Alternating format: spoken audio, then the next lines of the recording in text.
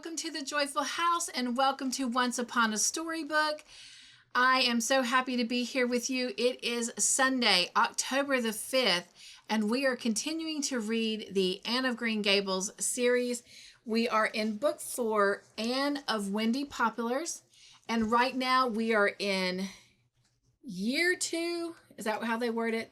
The second year, and today we're going to be reading chapter 3 and chapter 4. So, if you are ready, let's sit back, relax, and enjoy this storybook adventure. Chapter 3. It was almost 3 weeks before Lewis found time to develop his pictures. He brought them up to Windy Poplars the first Sunday night he came to supper. Both the house and the little fella came out splendidly. The little fella smiled up from the picture. "As real as life," said Rebecca Dew. "Why, he looks like you, Lewis," exclaimed Anne. "He does that," agreed Rebecca Dew, squinting at it judiciously. "The minute I saw it, his face reminded me of somebody, but I couldn't think who." "Why, the eyes, the forehead, the whole expression. They're all yours, Lewis," said Anne.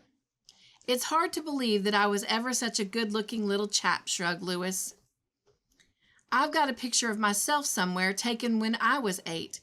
I must hunt it out and compare it. You'd laugh to see it, Miss Shirley. I'm the most sober-eyed kid with long curls and a lace collar, looking stiff as a ramrod. I suppose I had my head clamped in one of those 3-clawed contraptions they used to use. If this picture really resembles me, it must be only a coincidence. The little fella can't be any relation of mine. I haven't any relative on the island now." "Where were you born?" asked Aunt Kate. "N.B. father and mother died when I was 10, and I came here to live with a cousin of mother's. I called her Aunt Ida. She died too, you know, 3 years ago."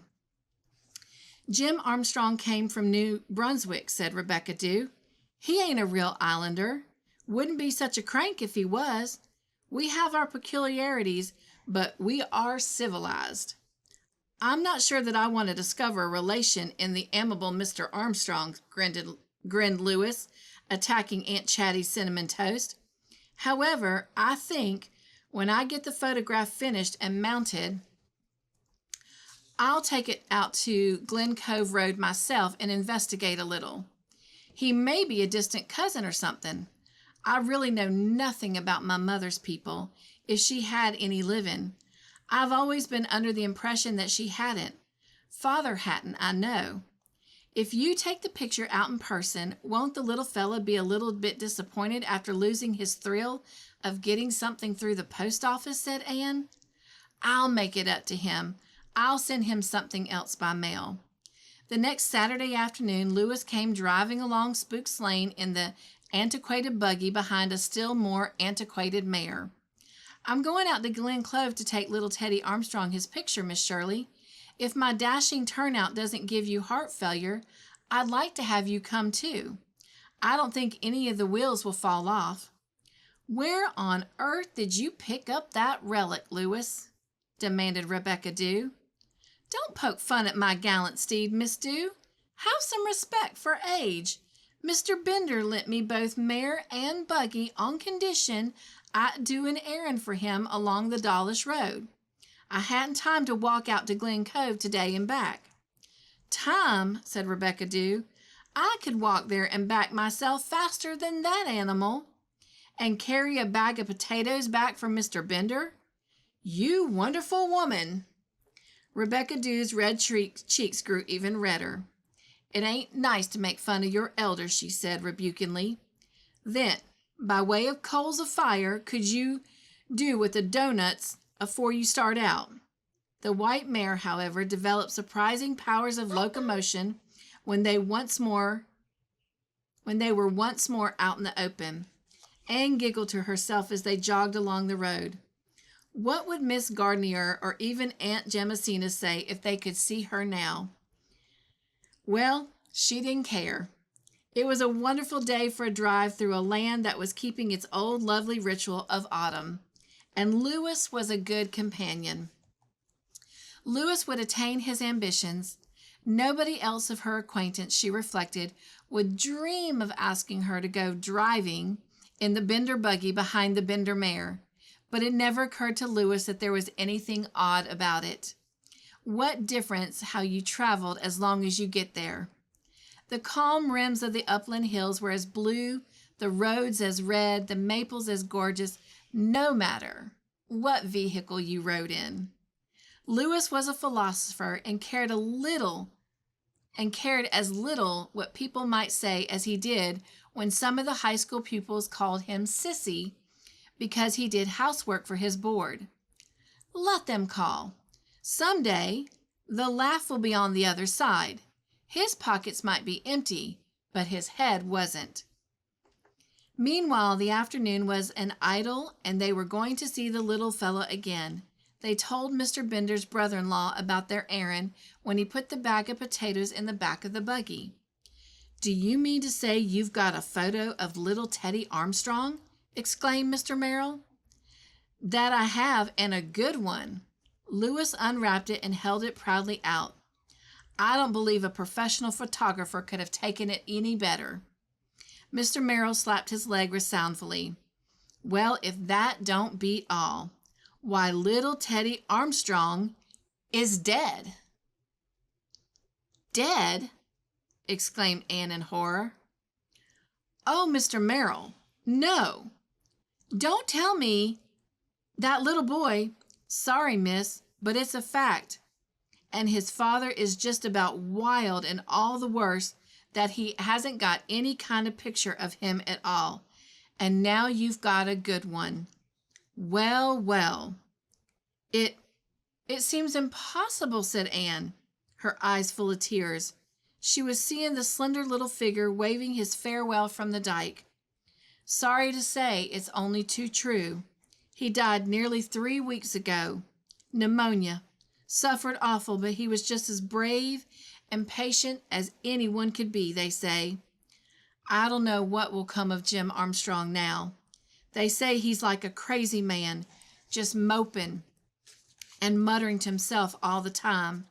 If I only had a picture of my little fella, he keeps saying." "I am sorry for that man," said Mrs. Merrill suddenly. She had not hitherto spoken, standing by her husband, a gaunt, square-built gray woman in wind-whipped calico and check apron. "He's a well-to-do, and I've always felt he looked down on us because we were poor. But we have our boy, and it don't never matter how poor you are as long as you've got somebody to love." Anne looked at Mrs. Merrill with a new respect. Mrs. Merrill was not beautiful, but as her sunken gray eyes met Anne's, something of spirit kinship was acknowledged between them. Anne had never seen Miss Merrill before and never saw her again, but she always remembered her as a woman who had attained to the ultimate secret of life. You were never poor as long as you had something to love. The golden day was spoiled for Anne. Somehow the little fella had won her heart in their brief meeting. She and Lewis drove in silence down the Glen Cove Road and up the grassy lane. Carlo was laying on the stone before the blue door. He got up and came down over to them, and as they descended from the buggy, licking Anne's hands and looking up at her with big wistful eyes as if asking for news of his little playmate.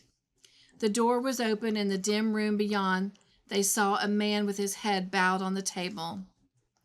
At Anne's knock, he started up and came to the door. She was shocked at the change in him. He was hollow-cheeked, haggard, and unshaven, and his deep-set eyes flashed with a fitful fire. She expected a repulse at first, but he seemed to recognize her, for he said listlessly, "So you're back. The little fellow said you talked to him and kissed him. He liked you. I was sorry I'd been so churlish to you. What is it you want?" "We want to show you something," said Anne gently. "Will you come in and sit down?" he said drearily. Without a word, Louis took the little fellow's picture from its wrappings and held it out to him. He snatched it up, gave it one amazed, hungry look, then dropped on his chair and burst into tears and sobs. Anne had never seen a man weep so before. She and Louis stood in mute sympathy until he had regained his self-control. "Oh, you do not know what this means to me," he said brokenly at last. "I hadn't any picture of him, and I'm not like other folks. I can't recall a face. I can't see faces as most folks can in their mind. It's been awful since the little fella died.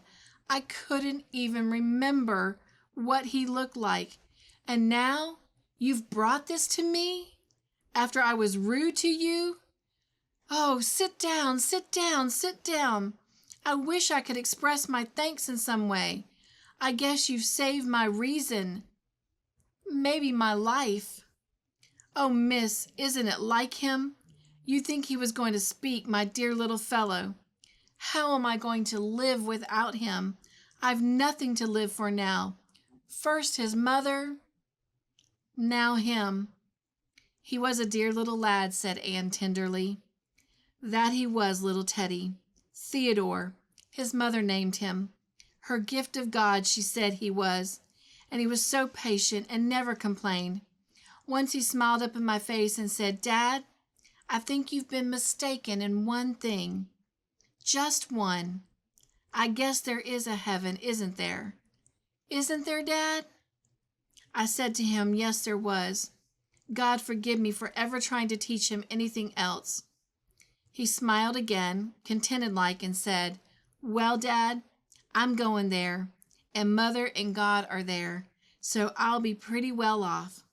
But I'm worried about you, Dad. You'll be so awful lonesome without me. But just do the best you can, and be polite to folks who come to us by and by.' He made me promise I'd try, but when he was gone, I couldn't stand that blankness of it. I have gone mad if you hadn't brought me this. It won't be so hard now." He talked about his little fellow for some time, as if he found relief and pleasure in it. His reserve and gruffness seemed to have fallen from him like a garment. Finally, Louis produced a small faded photograph of himself and showed it to him. "Have you ever seen anybody who looked like that, Mr. Armstrong?" asked Anne. Mr. Armstrong peered at it in perplexity.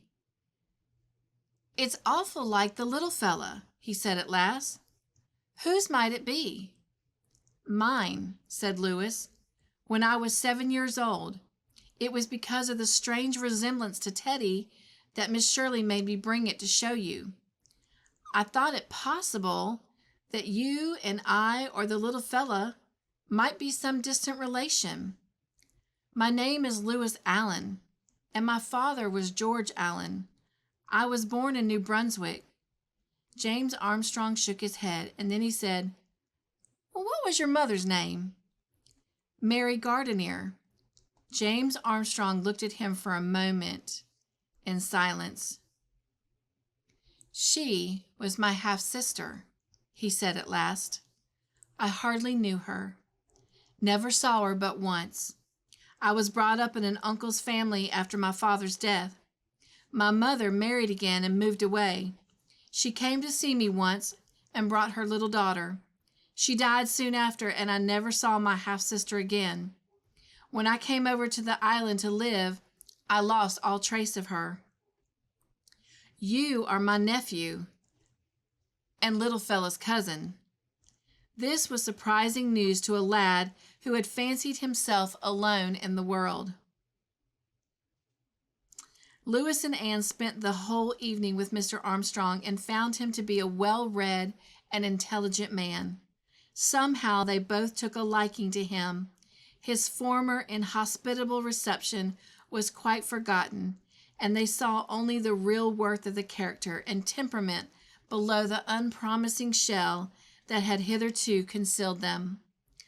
"Of course the little fellow couldn't have loved his father so much if it hadn't been so," said Anne, as she and Louis drove back to Windy Poplars through the sunset. When Louis Allen went the next weekend to see his uncle, the latter said to him, "Lad, come and live with me. You are my nephew, and I can do well for you. What I've done for my little fella if he'd lived. You're alone in the world, and so am I. I need you. I'll grow hard and bitter again if I live here alone. I want you to help me keep my promise to little fella. His place is empty. Come you and fill it." "Thank you, Uncle. I'll try," said Louis, holding out his hand. "And bring that teacher of yours here once in a while. I like that girl." The little fella liked her too. "Dad," he said to me, "I didn't think I'd ever like anybody but you to kiss me, but I liked it when she did. There was something in her eyes, Dad." Chapter 4.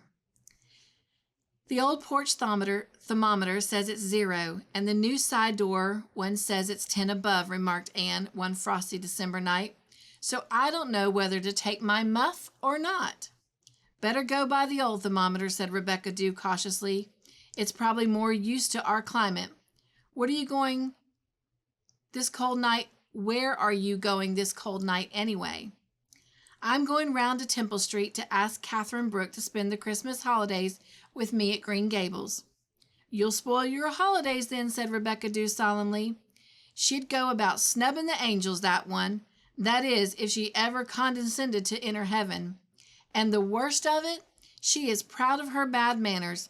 Thinks it shows her strength of mind, no doubt." "My brain agrees with every word you say, but my heart simply won't," said Anne. "I feel in spite of everything that Catherine Brooke is only a shy, unhappy girl under her disagreeable rind. I can never make any headway with her in Summerside. But if I can get her to Green Gables, I believe it will thaw her out." "You won't get her. She won't go," predicted Rebecca Dew. "Probably she'll take it as an insult to be asked. Think you're offering her charity. We asked her once for Christmas dinner. The year afore you came. You remember, Mrs. Macomber? The year we had 2 turkeys give us and didn't know how we was to get 'em et, and all she said was, 'No, thank you.' If there's anything I hate, it's the word Christmas." "But that is so dreadful. Hating Christmas? Something has to be done, Rebecca Dew. I'm going to ask her, and I've a queer feeling in my thumbs that tells me she will come." "Somehow," said Rebecca Dew reluctantly, "when you say a thing is going to happen, a body believes it will. You haven't got a second sight, have you? Captain Macomber's mother had it.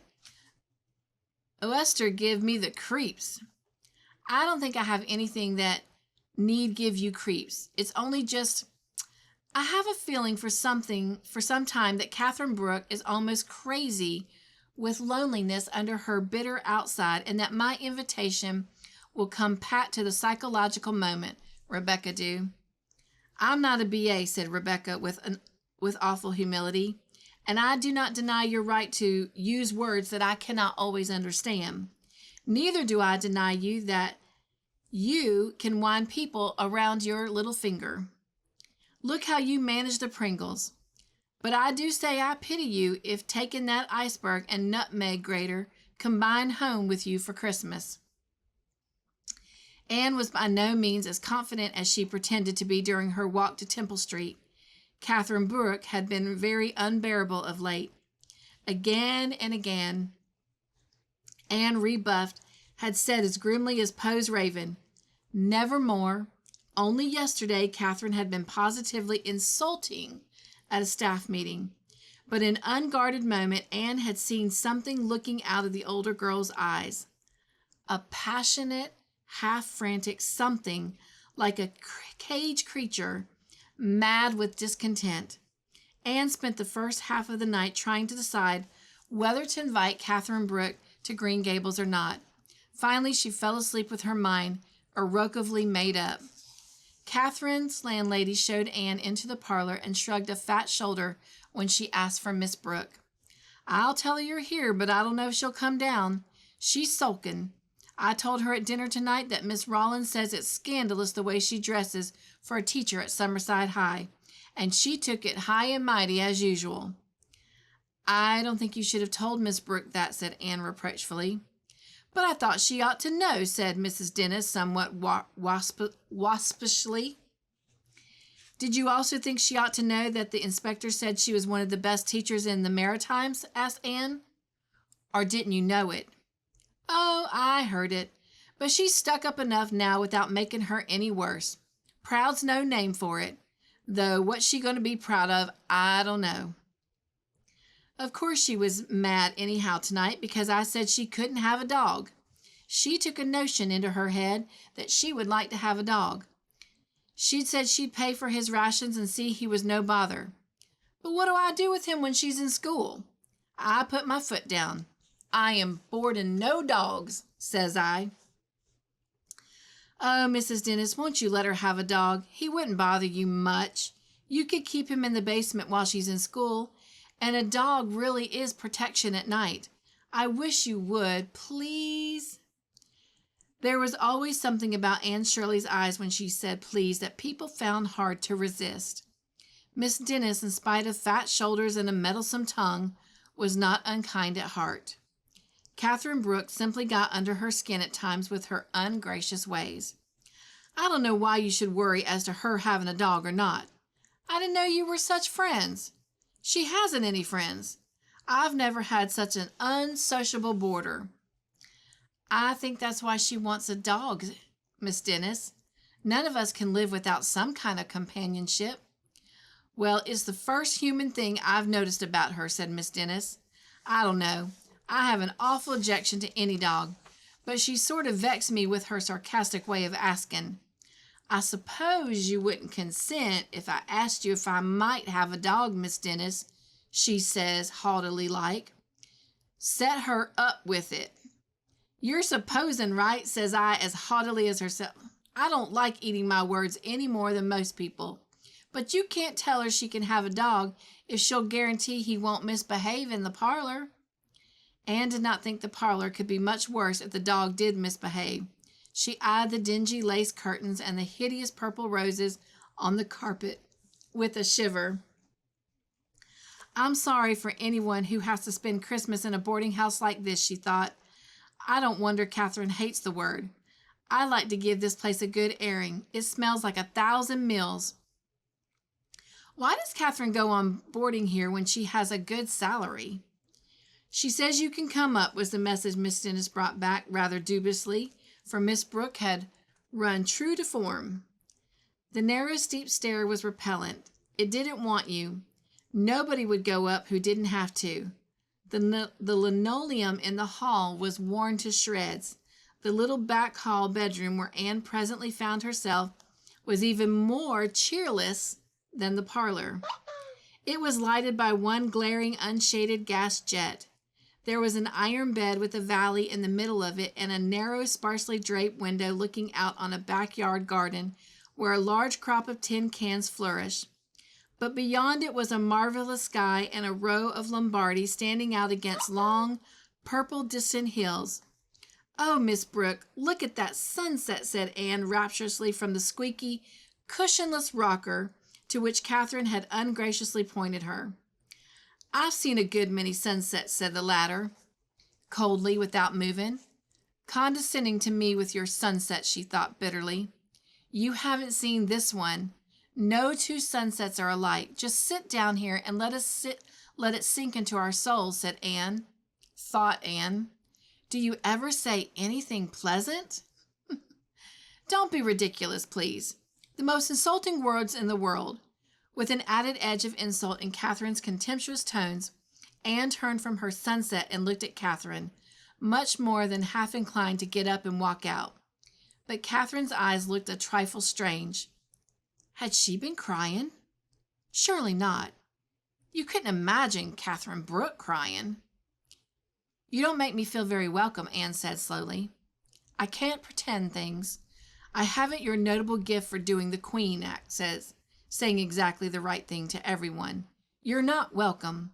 What sort of room is this to welcome anyone to? Catherine made a scornful gesture at the faded walls, the shabby bare chair, and the wobbling dress table with its petticoat of limp muslin. Catherine made a scornful gesture at the faded wall. Excuse me, I started to repeat myself. It isn't a nice room, but why do you stay here if you don't like it? Oh, why? Why? You wouldn't understand. And it doesn't matter. I don't care what anybody thinks. What brought you here tonight? I don't suppose you came just to soak in the sunset. I came to ask if you would spend the Christmas holidays with me at Green Gables. Now, thought Anne, for another broadside of sarcasm, I do wish she'd sit down at least. She just stands there if waiting for me to go. But there was silence for a moment, and then Catherine said slowly, Why do you ask me? It isn't because you like me. Even you couldn't pretend that. It's because I can't bear to think of any human being spending Christmas in a place like this, said Anne coldly. The sarcasm came then. Oh, I see. A seasonable outburst of charity. I'm hardly a candidate for that, Miss Shirley. Anne got up. She was out of patience with this strange, aloof creature. She walked across the room and looked Catherine squarely in the eye. Catherine Brooke, whether you know it or not, what you want is a good spanking. They gazed at each other for a moment. It must have relieved you to say that, said Catherine. But somehow the insulting tone had gone out of her voice. There wasn't even a faint twitch at the corner of her mouth. It has, said Anne. I've been wanting to tell you just that for some time.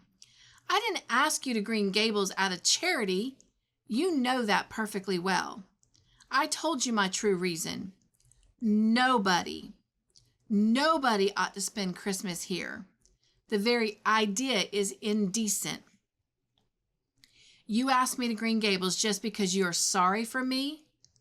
I am sorry for you, because you've shut out life, and now life is shutting you out. Excuse me. Stop it, Catherine. Open your doors to life, and life will come in. The Anne Shirley version of the old bromide, if you're bringing a smile visage to the glass, you meet a smile, said Catherine with a shrug.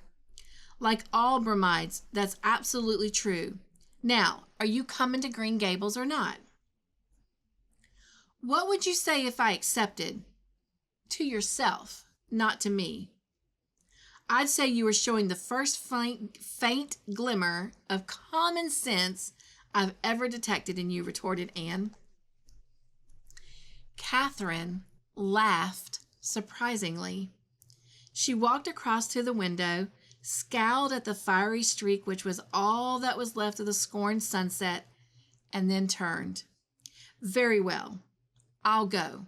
Now you can go through the motions of telling me you're delighted and that we'll have a jolly time. I am delighted, but I don't know if you'll have a jolly time or not. That will depend a good deal on yourself, Miss Brooke. Oh, I'll behave myself decently. You'll be surprised. You won't find me a very exhilarating guest, I suppose, but I promise you I won't eat my knife or insult people when they tell me it's a fine day. I tell you frankly that the only reason I'm going is because even I can't stick the thought of spending the holidays here alone. Miss Dennis is going to spend Christmas week with her daughter in Charlottetown. It's a bore to think of getting my own meals.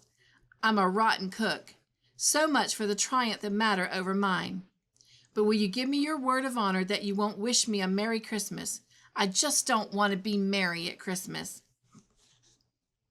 I won't, but I can't answer for the twins. I'm not going to ask you to sit down here. You'd freeze. But I see that there's a very fine moon in place of your sunset, and I'll walk home with you and help you to admire it if you'd like. I do like, said Anne, but I want to impress on your mind that we have much finer moons in Avonlea.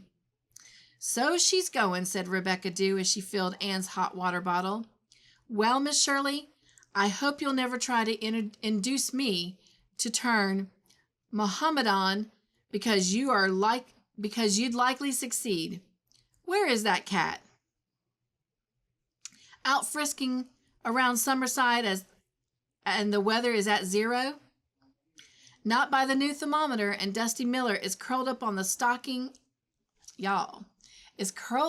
rocking chair by my stove in the tower, snoring with happiness. Ah, well, said Rebecca Dew with a little shiver as she shut the kitchen door. I wish everyone in the world was as warm and sheltered as we are tonight. Well, that concludes our storybook adventure for today. I hope you enjoyed that. And as always, I look forward to seeing you next Sunday as we continue reading our Anne of Green Gables series, Anne of Windy Poplars. Until then, my friends, be joyful and be the joy in everything you do. Nugs and joy. Mwah. I love you. Goodbye.